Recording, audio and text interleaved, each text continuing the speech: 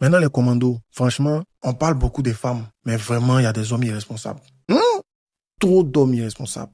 Et tu as une mère, tu as des sœurs, si tu n'en as pas, peut-être que tu auras une fille. Ce que tu fais aux filles d'autrui, tu vas récolter ça. De toute façon, tu joues avec le cœur des filles là, tu vas récolter ça. Et tu vas aller en enfer parce que les impudiques, les adultères n'hériteront point le royaume des cieux. Gérons-nous. Trop d'infidélité, trop infidèles, trop lâches, trop irresponsables. C'est tout ça qui fait que les femmes ne nous respectent pas. Parce que quand tu es un homme de valeur, tu forces même pas le respect. Ça coule. Si tu la respectes, tu t'occupes bien d'elle, tu te la mets en confiance, tu pries pour elle, tu pries avec elle, tu lui donnes des conseils.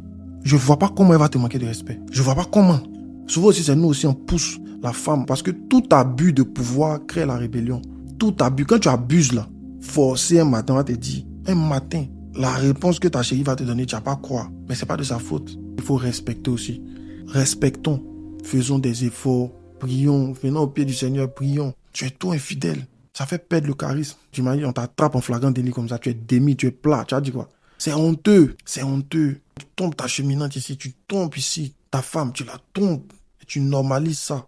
Tu normalises ça. Comment? Tu sais que les femmes ont peur. Les femmes là, elles aiment la sécurité. Comment elle est dans une maison et elle a toujours l'impression qu'il y a quelqu'un d'autre qui va venir prendre sa place à tout moment. Tu fais battre son cœur comme ça. Elle n'est pas en paix dans son foyer. C'est pas bon. C'est pas bon. Faut changer ça. Faut arrêter. On récolte ce qu'on sème. On récolte ce qu'on sème. Il y a une honte qui va venir sur toi, qui ne sera pas bien si tu n'arrêtes pas. Tu as fait une fois, deux fois, trois fois, quatre fois, à un moment donné, c'est bon. Ressaisis-toi. Retourne auprès de ta femme. Ce qui est dehors là, ta femme a la même chose à la maison.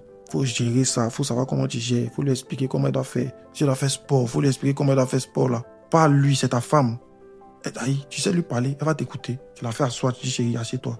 Voilà ce qu'il veut que tu fasses. Voilà comment il veut que tu me parles. C'est déjà ta femme. Elle t'a montré qu'elle est prête pour toi. Tu veux quoi? Elle va changer. Si c'est pour changer, elle va changer. Sois patient avec elle. Et travaille sur toi. Travaille sur toi, mon frère.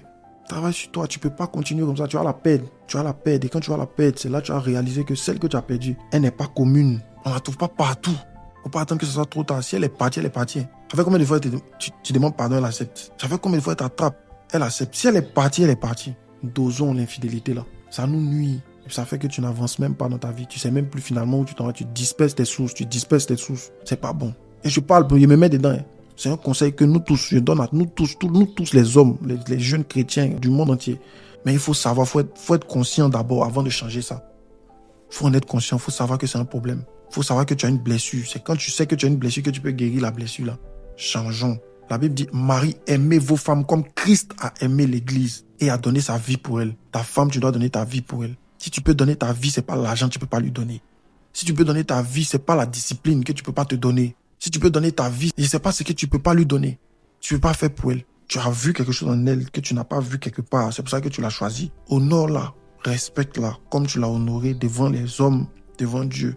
Tiens ton engagement jusqu'au bout. Sois un homme de parole qui respecte. Tu as dit que tu vas la rendre heureuse. Il faut la rendre heureuse. Il faut arrêter ce que tu fais. La route tourne. Il y a quelque chose qui va se passer dans ta vie. Ça va gâter. Tu seras déséquilibré d'une manière. Si tu n'arrêtes pas ça, il faut arrêter. Je parle à tous les hommes. Arrêtons. Soyons responsables. Soyons des hommes droits, soyons des hommes...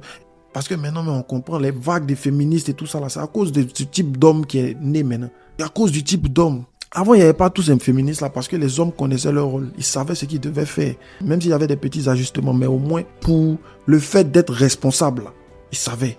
Aujourd'hui là, irresponsable. Irresponsable jusqu'à trompeur, infidèle. Toi seul tu es marié, mais toi seul tu es au moins, je sais pas, irresponsable jusqu'à que le Seigneur nous aide. Soyez de bonnes personnes. Parce que généralement, les femmes, on est leur premier modèle. Ta femme, là, tu es son idole. De toute façon, tu es là, c'est comme ça elle veut être. Ta femme, c'est toi qu'elle copie. De toute façon, tu es là, c'est comme ça elle veut être. Tout ce que tu fais, elle veut faire. Tout ce que tu fais, elle veut faire aussi. Donc, si tu es bien, elle sera bien. Si tu es mauvais, ça va commencer à déteindre sur elle aussi.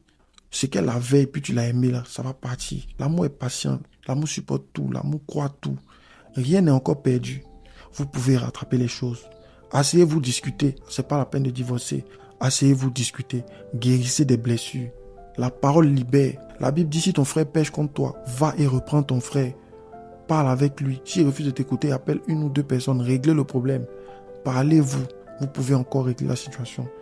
Prenez de nouvelles décisions. Vous pouvez encore régler la situation. Vous vous aimez. C'est pour ça que vous êtes mariés.